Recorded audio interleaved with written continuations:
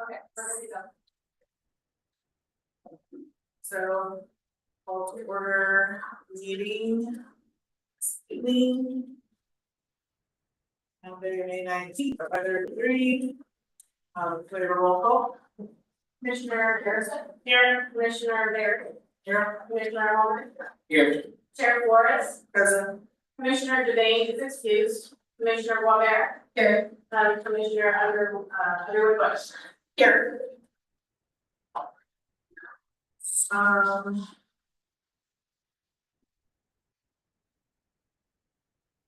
And have everyone, I know it's on the got here, we have a corrected set of minutes, I think it was just the name that was corrected, so if everyone had the opportunity to read the minute from the last meeting.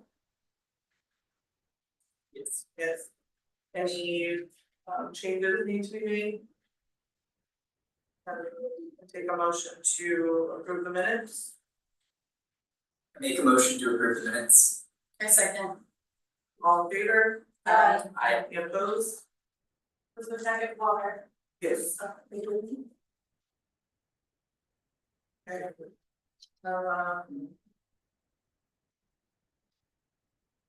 So is there public comments? That reports. Okay, I reckon I hop over there. Yeah. You want me to share? Yeah, share that screen for me. Alright, so we're gonna take a look at some photos and whatnot, hopefully we can learn something about the district by doing it. So the Historic Preservation Commission essentially function, I mean, one of the main reasons, and should I talk about my microphone over to this? Or yeah, this. I'll grab that. So one of the things that the historic district does is, or the Historic Preservation Commission essentially addresses historic properties in Independence, right? And so right now, you folks have two designation documents that designate certain historic resources in the community. One of them is this, hopefully folks can see that online, the designation document for the district. And this was originally created in 1989. And it defined the district. You can actually see this on our city website.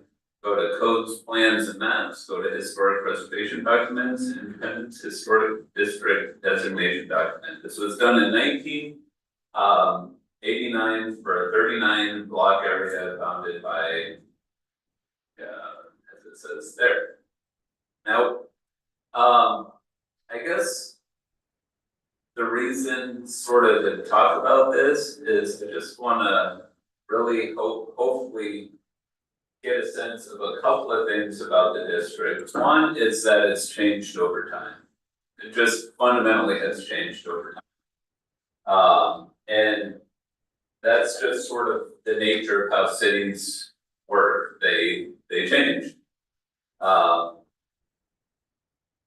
second thing I'd like you to see is there's different eras of buildings within the district. And so when you look at this thing and when it was originally designated, the main time period was from, and I don't remember where exactly it says it, but it says the main time period is from, it says 1969 to 1904, but of course it's 1869 to 1904, it's a typo. So that's essentially the Victorian period of development. That was what, on one of the maps that I gave you, is shown as the primary significant buildings. And this other map that I gave you actually shows the years of the various resources.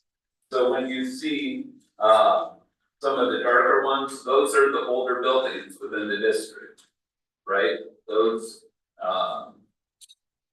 are the earlier periods. So the Victorian building era includes things like stick style buildings and things like Queen Anne style buildings and things like Italianate buildings.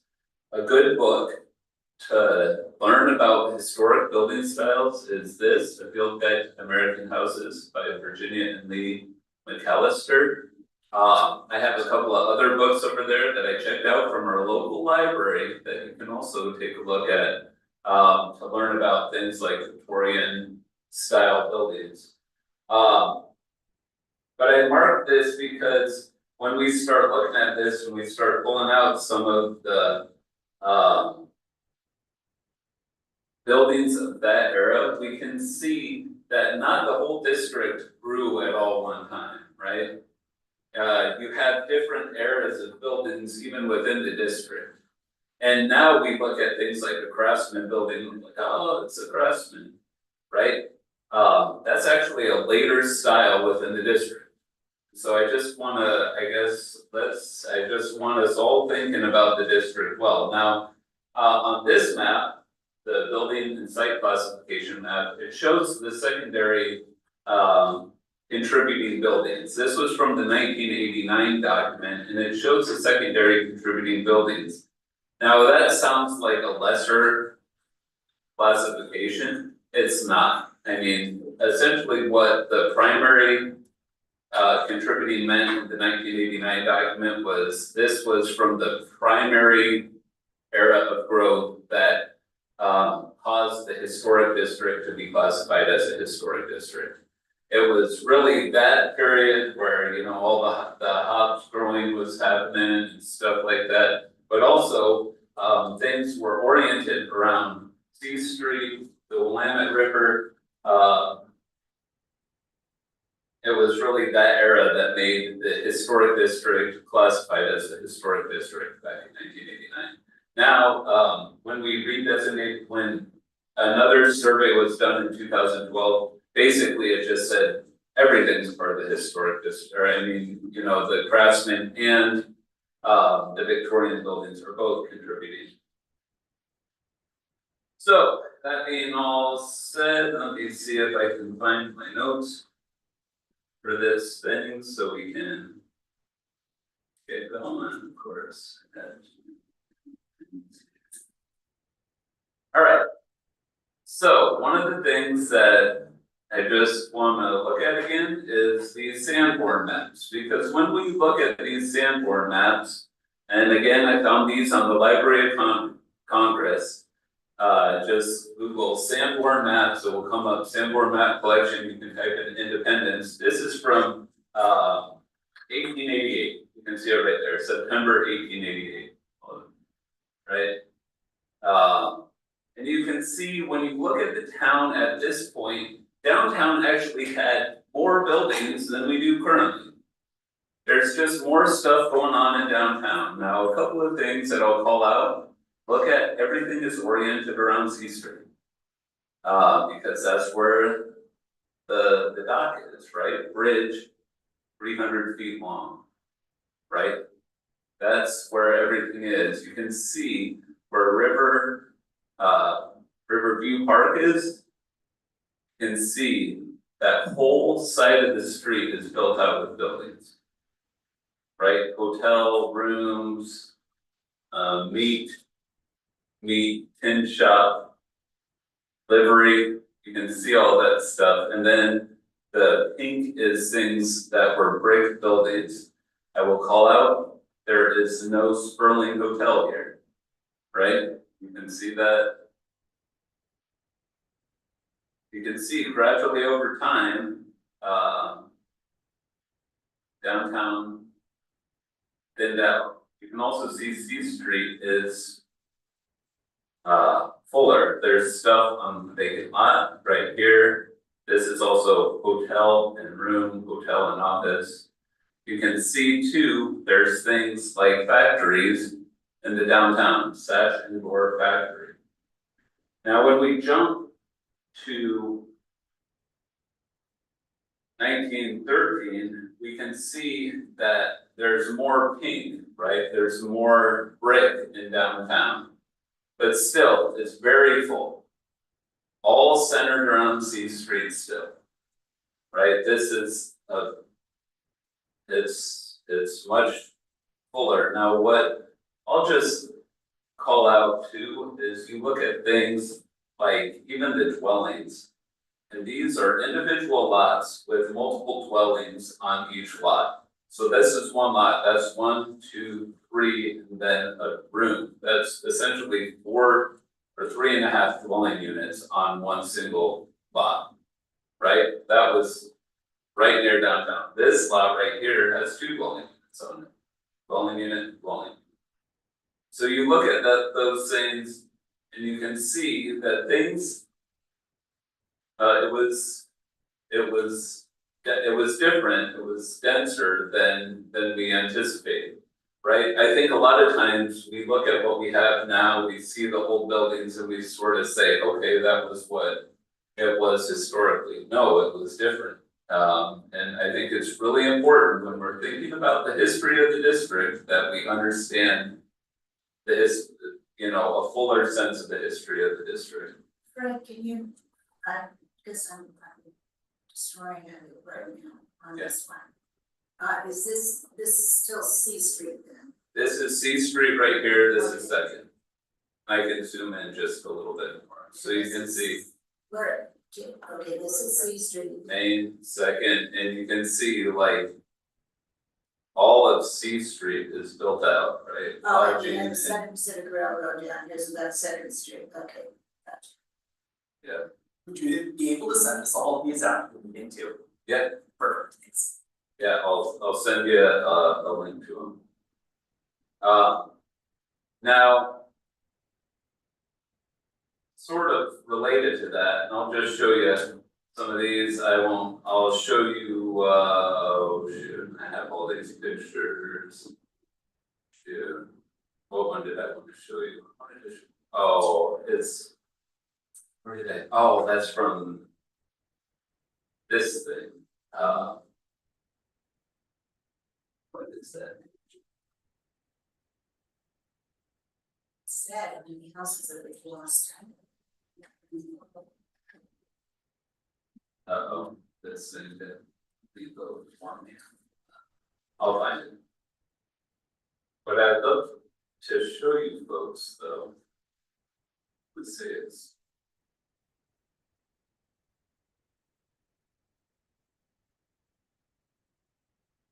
I took notes, so I wouldn't have to do this, but then my notes on my. My little iPad here didn't reload from upstairs, so I apologize.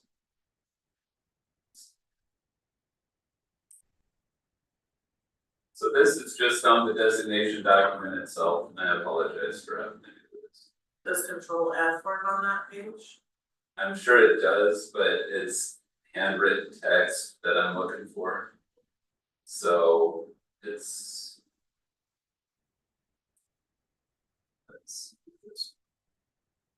So I mean, this is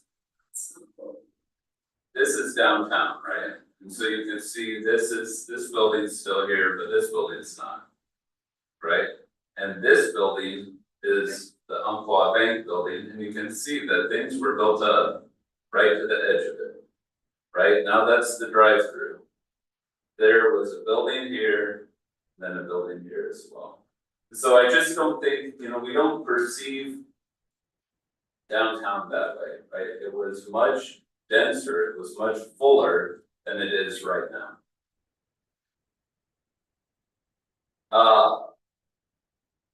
Looking at this too, going back to this map, if we look at things.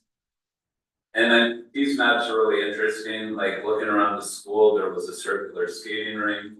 There was also a dancing pad in Pioneer Park, which is an interesting concept. I don't know what a dancing pad is, but it sounds cool. It was still there when I bought my house. Was it? Yeah, it was just a concrete slab that was over by where the playground, like on the north side where the playground was. Well, it's still there, isn't it? No, city, the guys tore it up. The round one? No, there was a concrete slab right there that, an older lady lived in there and told me, oh, that was the dancing pad actually. So another thing that I'll just call out, is you can see south of Monmouth, this area sort of by where the movie theater was. It was more industrial in nature, but it's interesting to me that the industrial was intermixed with houses. So you can see, that's a hop warehouse right there, hop warehouse, hop warehouse. You can see all sorts of rail lines coming through here. Here's the ticket office for the railroad, locomotive house, flour mill over here, railroad coming in this way, right? And it's, I mean, and this is a warehouse as well, another hops and agricultural implements warehouse. This is interspersed with houses in the district. This is part of the, I would call it sort of the awkwardness of how this district works. Where this district itself, when it was originally designated, had commercial buildings, it had residential buildings, and it had industrial buildings. It had a hop warehouse that was designated in the original document, right? And so we're dealing with these multiple sort of historical settings. And I think that in a lot of ways, we thought, okay, well, we're pushing it this way to residential, we're pushing it this way to commercial, but in reality, in the past, there was a pretty significant intermixing of the various things. It's just sort of how the city grew. And I mean, I think it makes sense how it grew because in part, everything was oriented around transportation, right? So if this is where the railroads come in, this is where the warehouses are. And if this is how you get your stuff out to market, yeah, via C Street and the bridge and everything like that, then that's where you orient your business. And you sort of keep everything close enough to those things, right? And so it makes sense that the city grew in that way. Now I just will call out here too, like down here, this is about where we are. It says Oregon Power Company's power station and pumping plant, right? So there was all sorts of things that we don't really think about when we think about historic independence, so we're right around this area. There's a water tower right there. Yep. Yep, so, okay. Fred, Yes, what year Sanborn map is that? that one I think is 1913. No, this one is 1913. I jumped to 1913. There's a few different ones. There's like 1888 and then there's 1890. The 1913 is the last one they did. There's also a 1929, but I've never been able to get a hold of a copy of it. Oh, really? There's not a 1929 online, I don't think, on the Library of Congress website. That's why I said, so anyway, it's pretty cool. Now, just take a look at some things. I'll show you this picture first, and I've shown you these pictures before. Does anybody know what house this is? Yes, yes. Seems familiar. Seems familiar. Yeah, this is the house that Catherine remodeled. Now, I mean, look at this house. I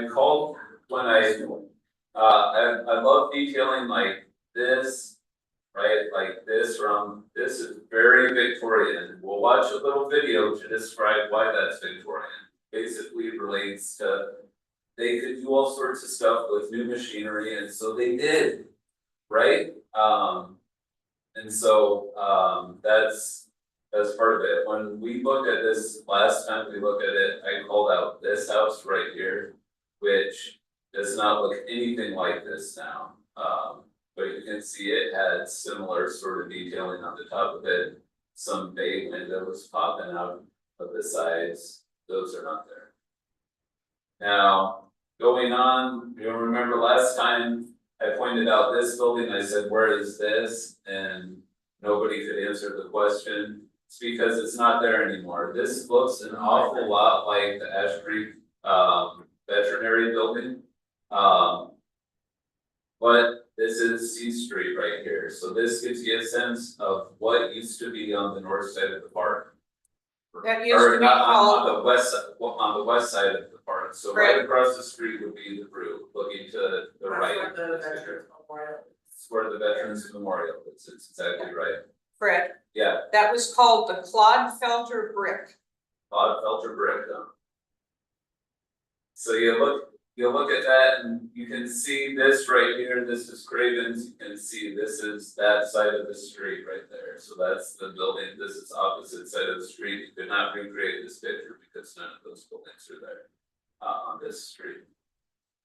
This is what it looked like when they started tearing down the buildings and then but again, we say, oh, what a shame, but we have a park there.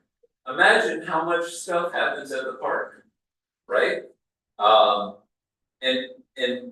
I think that, yeah, so. Cities change. It's fundamental, right, it's fundamental. They felt like at the time this was a good idea, right? And for years they didn't really fulfill the idea, but like, I mean, what's there now is pretty sweet. Yeah, it took forever. Yeah. Well, a lot of these buildings weren't structurally sound.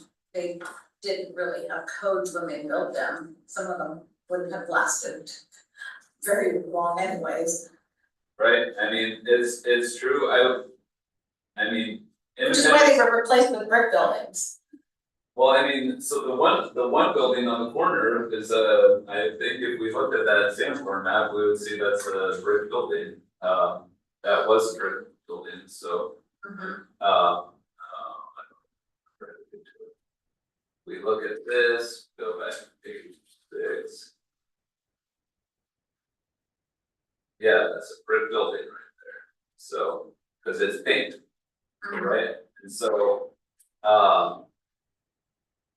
whoops. The one next to it.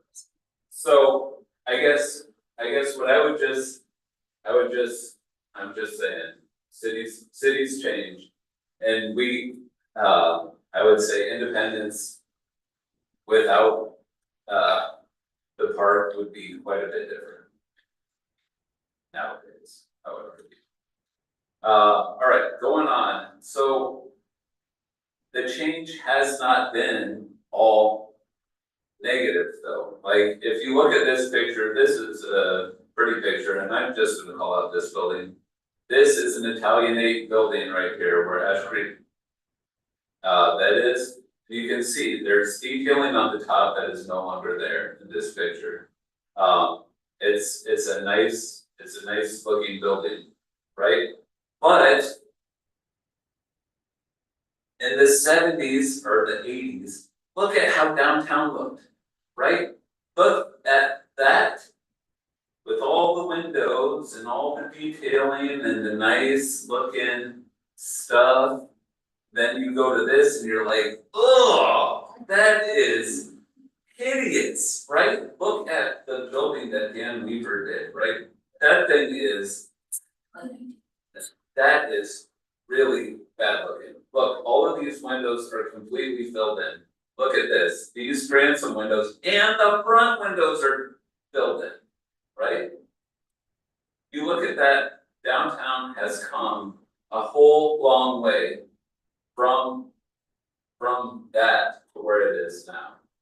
When you look at downtown, it looks a whole lot more like this than it does like this. Right? Even some of the upper windows were covered in this picture. So when we think of historic preservation, we can't be thinking too that we've all gone the wrong direction, that we've lost all sorts of historic resources and all that sort of stuff. I would say no, because as a matter of fact, downtown looks more historic than it did in the 80s, right? Things like the Cooper building is far better than it was. Things like Dan Weaver's building is far better. Opera House is beautiful. right? All of those things. We are actually, the W building actually looks built better than it did, a number of years ago. We are moving in good directions too.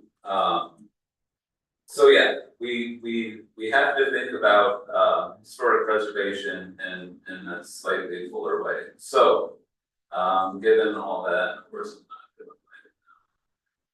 All right, let's just look at a couple of these, buildings because, it's pretty interesting. Anybody know where this building is? Isn't that the big one that's for sale, or is for sale? It's for sale, yeah, it just got repainted. It's neat to see it in that picture. This is, The old heritage museum. this is an old heritage museum. I'll just call out the steeple. Look at that steeple, that's not there anymore. But that's a pretty cool looking, this goes to about here, I think, but doesn't have that. Is that a light hanging down in the intersection? It looks like it's a street light, yeah. Cool. That's when I was in Finland, that's how their street lights are, they just hang them over the street like that. There's the school, I'll call out, there's a tower on that too. Again, here's the Cooper block, look at the storefront there. Our storefront now is way better than that. Right, it's just way better. Going on. This is the Ash Creek veterinary building. You'll see that they used to have a pointed part right here, it's things that stuck out like this.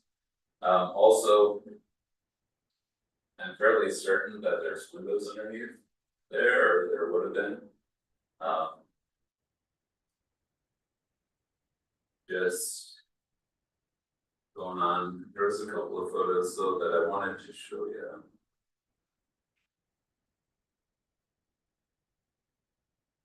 Oh, well, yeah, go back a second to the church, yeah. What's going on with the building? What are they building on it?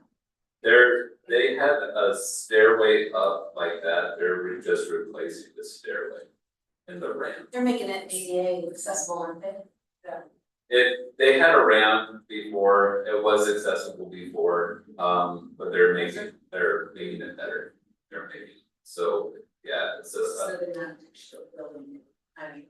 no, it's a ramp to the side of it, it was there, so it's like for life, and so, that's why they're doing it. Gotcha.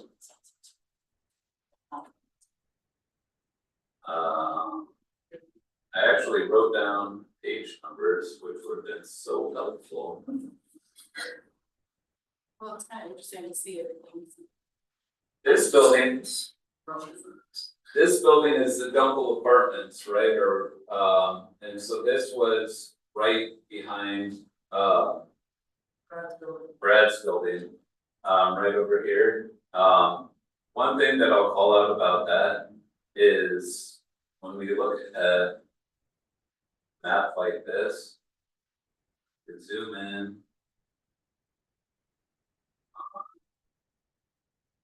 You can see lodgings. You know what that means? It means that there was multiple, it was an apartment building, right? So it wasn't just single family homes, it was interspersed, right? There was multiple buildings. There are multiple types of things like residences and things like that.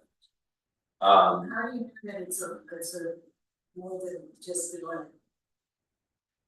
one room where it just says lodgings, it doesn't say that it's a hotel or. Well, I think they called it the Dunkel Apartments and it calls it lodgings there. So, and it doesn't just say, this has a D on it, a D would be a dwelling. This specifically calls out lodgings, so it's something different than a lodging, and we know that, I mean, I think probably on this, it calls it. We know that it was called the Dunkel Apartments from but it doesn't specifically say here. So anyways. There was an apartment building over there too. Going on.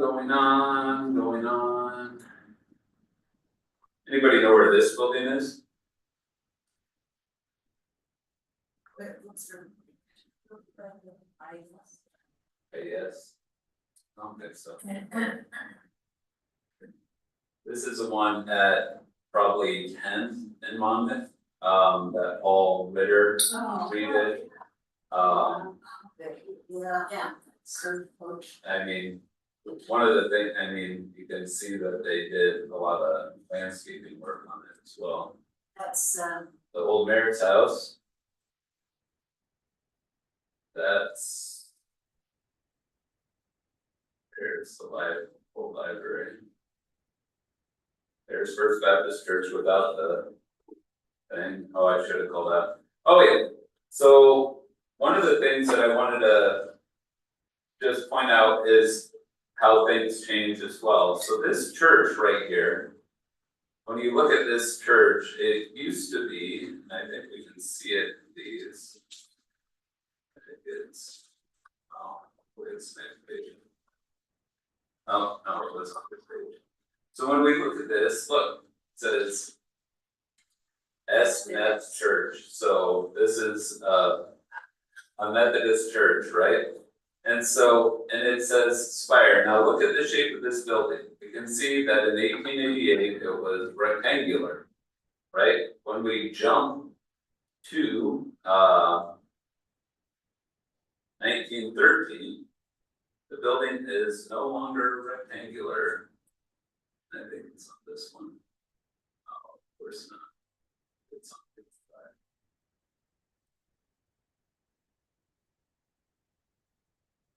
It's no longer rectangular. So a remodel happened to the building and you can physically see the remodel. So this got added. These wings got added right here. And then the back got added. And it's interesting, when you look at the back of the building, you can see different siding. And I'll call up the Google map so we can look at it together.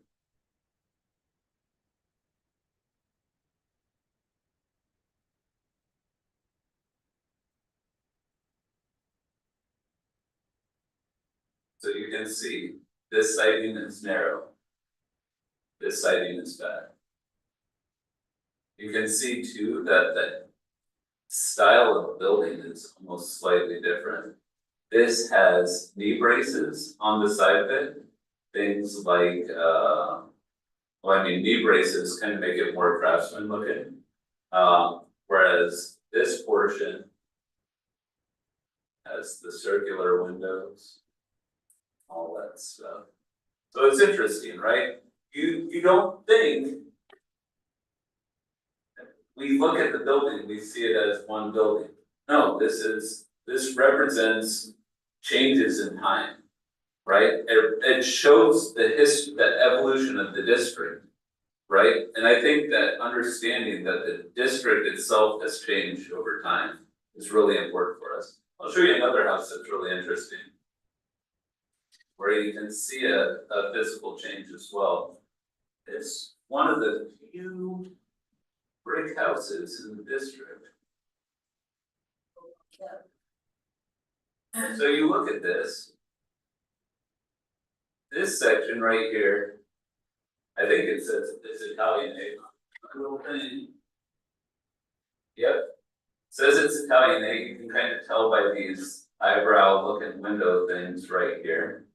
You can see sort of the Victorian detailing on some of this, but you look at this and you go to the second part of it, and all of a sudden the siding changes and things like it's no longer these turned spindles, it's box spindles, right? You can see that this looks far more craftsman than this.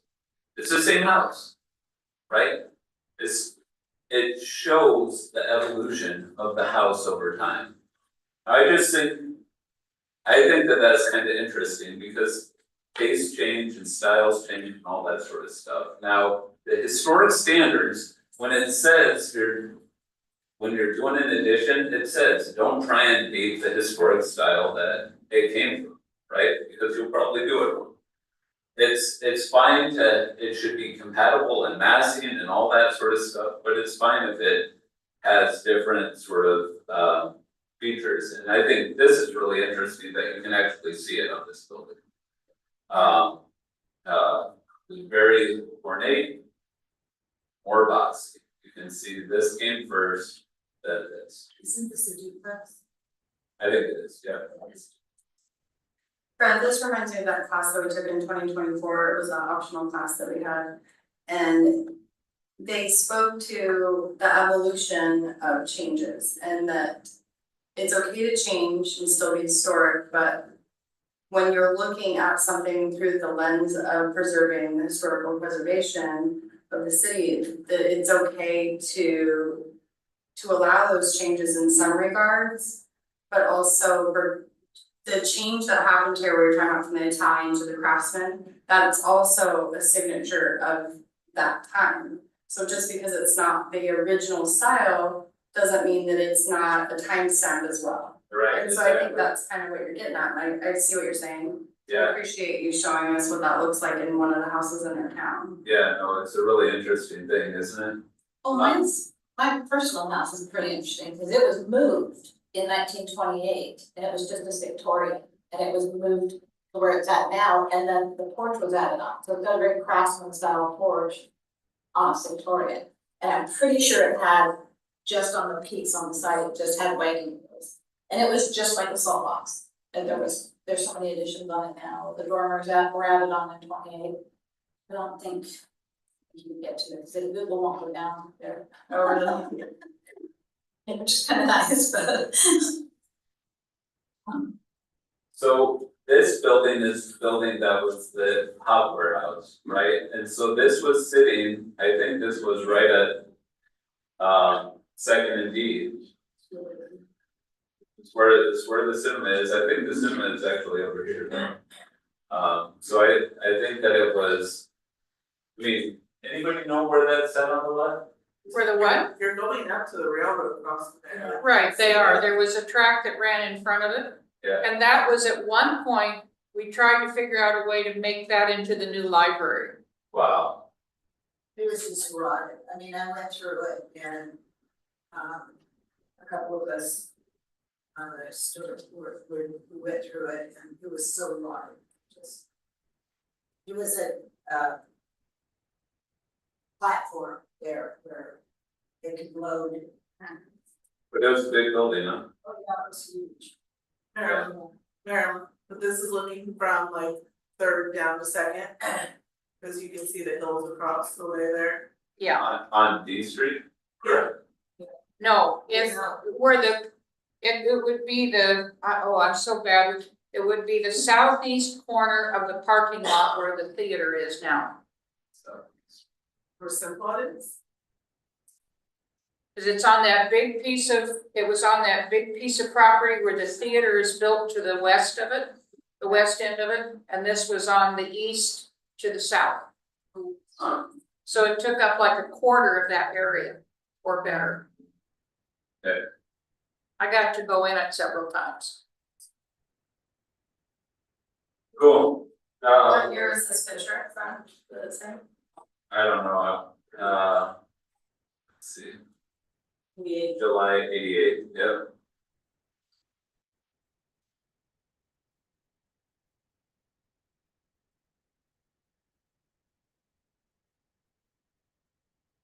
This house is beautiful, but it is not there anymore. That, where was it? I wanna say this was the one on Fifth Street that has, Fifth, just south of D, that has the exo brick on this map. On this map, Fifth, south of D, there's one with the exo brick, there's two houses now. Again, that's a beautiful house, But that was done long ago. Now, I called out this one last time we looked at it. This house doesn't look anything like it anymore, other than the Gamble Road. It's just interesting. This is probably like, I think they would call this a Dutch colonial. And it does not look anything like this anymore. It's got a circle here, the windows are all different, the siding's all different. It's just an interesting house. But Where's this one at, Fred? Is this the one that's on C and right by IES? That's what it looks like. no. This one is at 6 and I'll drop a pin on it so we can see it now, just because.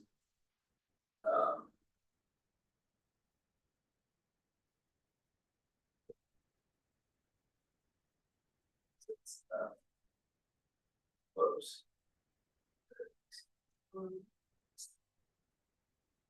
So right, this is part of what you folks do when you're analyzing changes to historic buildings. So the siding changed, and changing the siding, the things like the window trim changed, the windows changed as well. Going back to this, those are single windows right there. They turned casement windows with divided lights, door changed. Everything changed. That's part of the reason why on this map, you'll see there's a minus over that. That building from 1989, it was a secondary contributing building in the district. In the 2012 reclassification of the district, it got minus, it is no longer a contributing building because so much of the history got taken away from it. So that's what we're trying to avoid, stuff like that. So I think that was, let me just see real quick to make sure there. Oh, shoot, I wanted to start with this map down here. Cause this really does a good job of sort of depicting what the community was like. This is in 1887, right? So you can see it's oriented around the river, right? Stuff is around river. There's Asbury Veterinary right there, right? You can see this was the main way, this is the way that people access the community. And so things grew up around that, right? Especially early on. And so, yeah, I guess that's a big punchline is that communities change. And I mean, communities change, and the district itself has changed over time as well. Now, wish I had my notes. What are your notes, there's a good. It's a cloud problem. It's a cloud problem.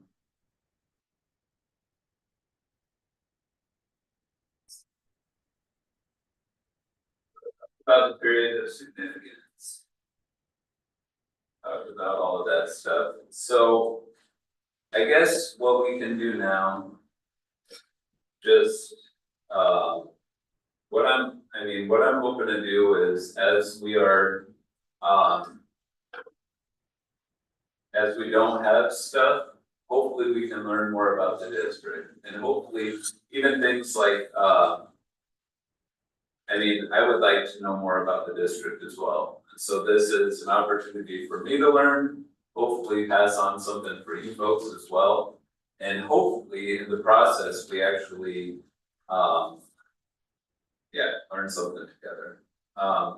So all that being said, I do have a video. I try and, for a historic preservation commission or for planning commission, I try and bring Hey guys, Brent Old Build Show, talking today about for our planning commission, I try and show a video every time just to learn something or get folks thinking in a different way. I'm gonna try and do that for you folks as well. I'll just say though, the historic preservation videos on YouTube are very skimpy. There is not many of them, but this guy here, he does a lot of historic preservation videos, so we might end up watching a bunch of this guy's videos. We're gonna watch this because he sort of talks about Victorian architecture, and I think it's good because, this is the first era that our community grew in. And so it's a beneficial video to sort of frame our thinking about the district. And so, we can talk about it after, so. Hey guys, Brent Old Build Show, talking today about the Industrial Revolution. Now, why would I talk about that, right? I'm talking about that because we're going to study Victorian architecture. But Victorian means Gothic Revival, Italianate, Second Empire, Queen Anne, all these different styles that are part of that Victorian era. But to understand, how we get there, we got to look at the Industrial Revolution and how the handmade goes to the machine made, and how our parts and pieces and how we build our houses completely changes today on The Build Show. Okay, so Victorian, right? Why is it called Victorian? Well, Queen Victoria is on her throne in England, so it's after that Victorian style. That's why it's Victorian. It's that era, okay? But what's happening in America is that, and all over the world really, is we're going through the Industrial Revolution. And the Industrial Revolution is really what changes and makes the Victorian possible, okay? We're traveling more, we're seeing more of the world. You have these inspirations, you have an Egyptian revival, right? You have these Persian revival. You have all these kind of weird revivals that happened during the Victorian era.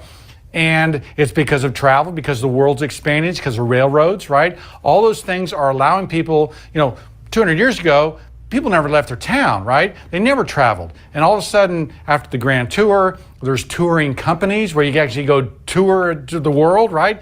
That happens, steamships, that happens because of the Industrial Revolution. So, the Victorian style is a style we're going to get into, okay? But first, we have to understand how we got there. Now, look, if you look at this house, okay, this is a Second Empire house, right? Look at the entry hall here, okay? You've probably heard about Boxable's flagship product, the Casita.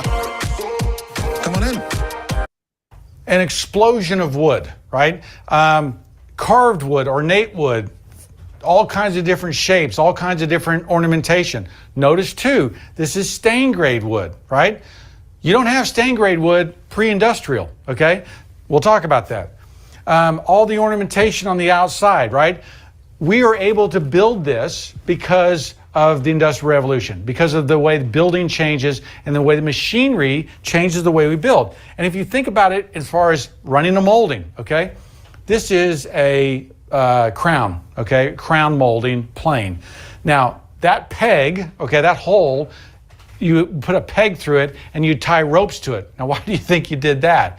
Because you hired the young apprentice, right, to put the rope around his chest and push you and carry your blade across a piece of wood, okay? Because to plane a 5-inch wide piece of pine, okay, with a molding plane like that, took a lot of strength, and you weren't just going to push your hand through it, right? You needed help. Sometimes they had horses do this stuff, right? So think about when the plane mill came on, the steam plane mill came along, and that piece of knife actually spinning really fast. Not only can you plane pine very fast, but you can plane oak and walnut and cherry and all these wonderful woods.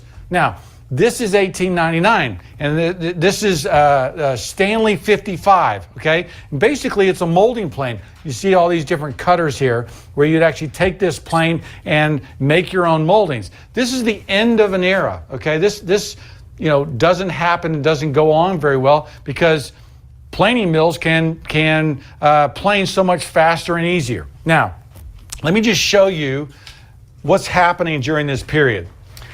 Did a little map here. I'm just going to talk about all the crazy things that are going on in this, 40, 50 year period. Let me show you what's going on in this, 50, 60 year period of time that is Victorian and the, dynamic change that happens right here, okay? So 1840, turn off the TV. 1848, okay? I showed on Instagram last week this planing mill, right? Lawrence's molding planing mill, patented 1848. All these Greek Revival and Gothic moldings. Look, 30% less than hand labor, right? They're advertising that that is less expensive than doing it by hand. Now, the steam planing mills are happening in kind of this area of time. Right here, you have the Civil War, right?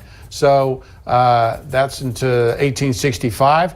The rise of the railroad cannot be kind of emphasized enough. Now, railroads are happening back here, but really railroads, as far as going around the country, happens and just explodes in this period of time.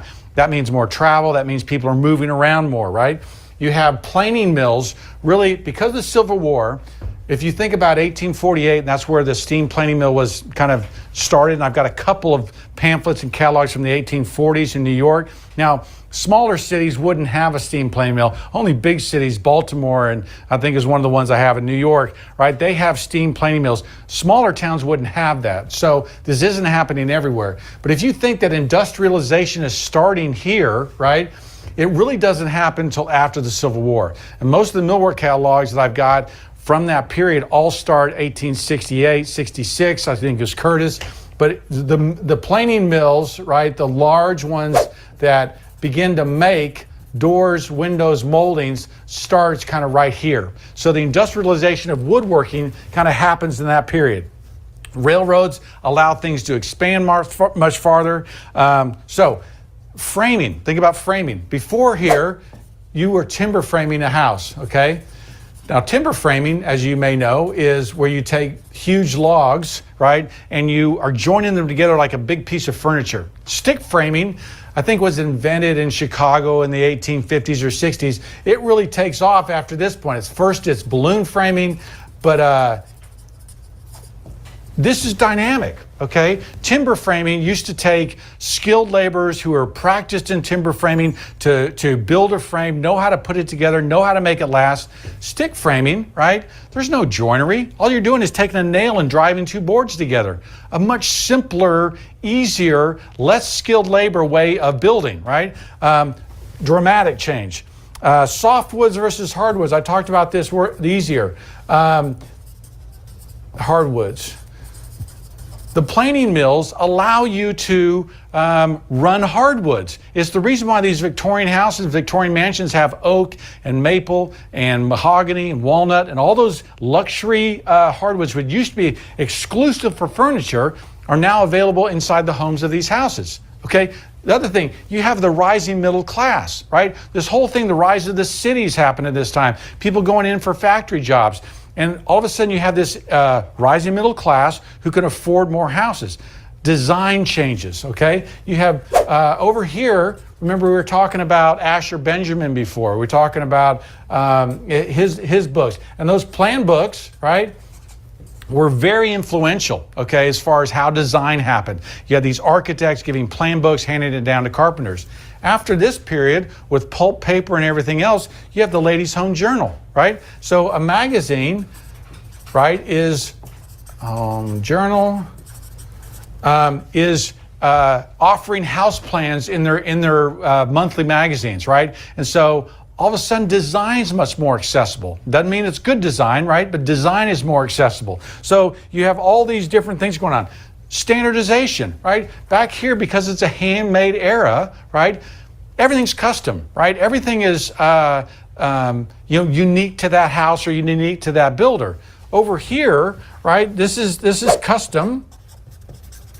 Right over here, you have standardization, where one of my books in the 1890s, okay, basically standardized the molding catalog, okay, the universal molding catalog. And they collected all these patterns and profiles, and all the mill firms that are starting out here were selling the exact same moldings everywhere. So you get the same molding in Chicago that you get in Fort Worth, right?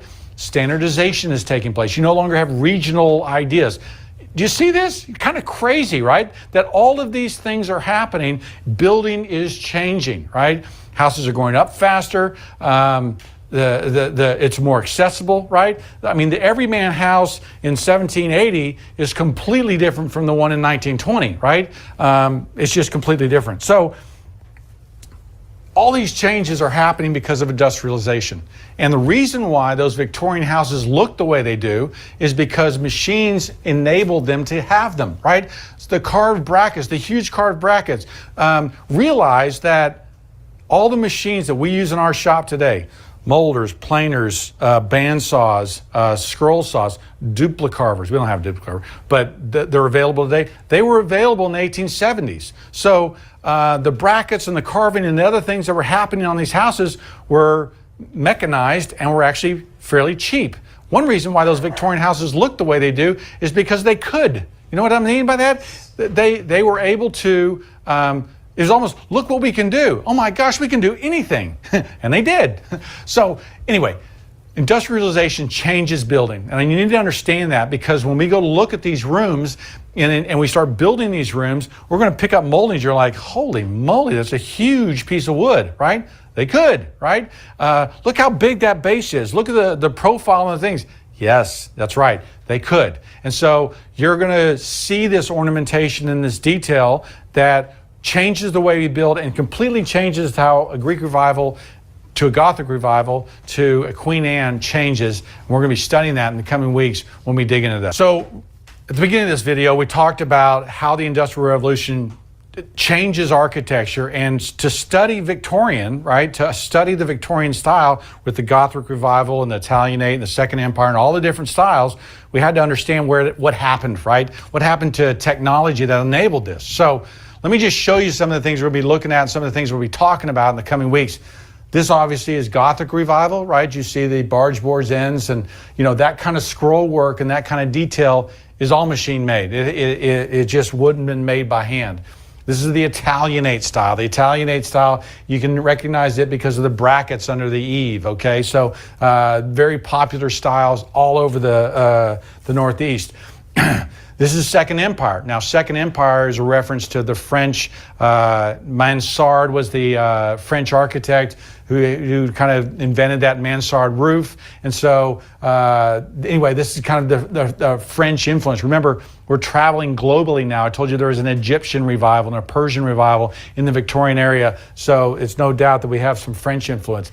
It's called a stick style, right? Or a carpenter Gothic, sometimes it would be called. So this is a stick style of architecture. Notice all that wood, right?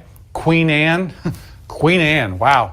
Look at all the parts and pieces and the crazy movement. The turrets, almost always on Queen Anne houses, you have a turret like this. So again, explosion of woodwork, explosion of millwork. And then lastly, we have the shingle style, right? The shingle style was obviously because there's shingles covering the whole body of the house. Very popular in the 1890s out on the coast. Beach things, Newport, McKean, Mead, and White were very good. In fact, this style is still very popular. Wade actually just built a shingle style house out there on in Rhode Island. So all this Victorian architecture, right? These are the things we're going to be looking at and studying in the coming weeks and months as we dig into this style of architecture. I hope it's not confusing, right? Because you have all these different styles of architecture that are called Victorian, right? And yet they're different styles, right? So what you have is the Victorian era, right? After the Industrial Revolution, you have the Victorian era. And so within that time period, you have these different stylings. Now, they have similarities, right? How they are built, the kind of ornamentation, right? So they're all Victorian architecture, but there's different types and styles. It's really the only period where you have so many different styles within an era. But this Victorian era, right, and Victorian architecture is different and unique. We'll be getting into that and studying that. I'm Brent Hull. Follow me on Instagram and Facebook. Thanks for watching. So, right, that's an interesting video. I mean, it's just and I thought it was an interesting way to think about it. Any thoughts that you folks had about it? I think it was super helpful. I think not only for us, but if we have anybody watching, I think it was helpful for them as well to understand that the Victorian homes that we talk about are the era of the homes, and then within that era, you have all these different styles, right? Like you have the 80s, but you have rockers, and you have the Madonna girls, and you have the neon girls, and you have like all that stuff, right? That's the 80s. It's Right. not just the 80s. Right, So that is helpful. right. And one thing that I think is really interesting is there's design philosophy is fundamentally that influence how people build. And his take on the making design common through things like Ladies Home Journal, but even things like the plan books. You know, people could look at a plan book and say, I'm gonna do one of those, or so it's a democratization of design essentially is what happened, and it just made it common to everybody. It's interesting because when we take the same sort of ideas, the concept of a design philosophy is why craftsman is craftsman, right? Where there was a design philosophy that went through it that said all of this ornamentation, we need to get rid of it. It needs to be boxy, right? We need it to be simple, simplified. We need even things like modernism afterwards, like Corbusier and things like Mies van der Rohe. They're like, we're gonna have the form is the function, right? And so like they got rid of ornamentation completely, and that was their design philosophy. They wanted it simple, they wanted clean lines, all of that sort of stuff. I would say, and I would just throw out there, what do you think our design philosophy is nowadays? Fast. Fast. Yeah. I would say fast is probably one of them. I would say probably money is our design philosophy, so it's related to the cost. Cheap. Yeah, Fast products. And many in one block as possible, what's it? as many in one block as possible. Yeah, so I mean, I do think things like that are, I just think it's interesting to think about design philosophy. Even the modernists, they thought they were making the world better for people with their modern design, you know? I don't know how much we think about making the world better for people with our design philosophy. No, I'm good. But I'm going way off. Just going back, just. Yeah. We were talking about, plans and has anybody ever checked to see if there's any Susan Rolla catalog houses? I do not know of any research related to that. I was gonna last time we met, I was gonna show you a Sears catalog video just because it's an interesting video too. And it's not this guy that did it, but it was an interesting video too. I'll show you that in the future. Because I mean, things like that, I'm really interested in Sears houses because they would send you a train car filled with all the parts to make a house. And they had a very deep, it was like IKEA furniture, but with an entire house. Which is pretty amazing. I wonder if we have any of those in town. Well, that's what I was wondering. Oh, okay. That's why I brought it up, was to find out if we had I see, any in town. that would be It's interesting. amazing to me because Sears even sold things like fourplexes, so you can look Yeah. up Sears houses and when I was doing work up in Washington. I pulled specifically one of their fourplex designs just to show this is not a new house style, this has been around for a very long time. Now, is it sort of before we end, I got a question. Does anybody know of a house that used to have a turret on Here in town. here in town? It would have been a Queen Anne house with a turret on it. Let's see if I can actually find it. There was one. It's actually right, so it's actually right here, so you can see it. Check out this house. So when you look at this image, and I'll try and make it bigger. You Where can are see. we at there? What? I'll tell you where we're at. Right now, we're just orienting ourselves to the image. Okay. So when you see this one right here, that's 1 story, right? 1.5 story right here, 1 story. So it's a 1.5 story house primarily with a 1 story back and all this sort of stuff. But you look at this, that's a 3. So that means that was a 3-story turret right there. You see that little thing right there? I've actually been in this house. And it is, Out of it. it is this guy right here.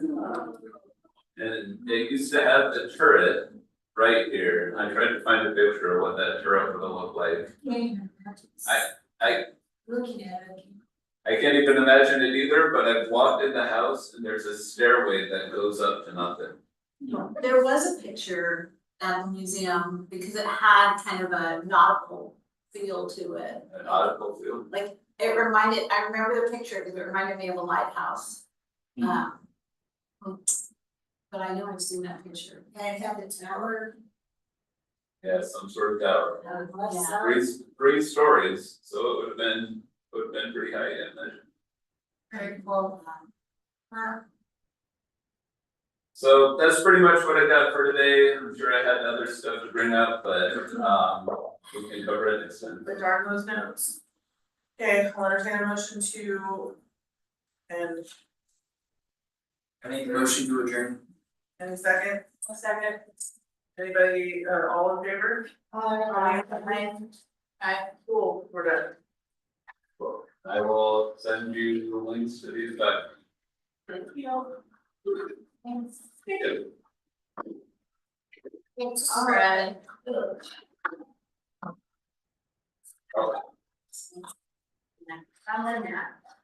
You wanna turn it off? Your next word. Your next word. Yeah. Yeah, my parents.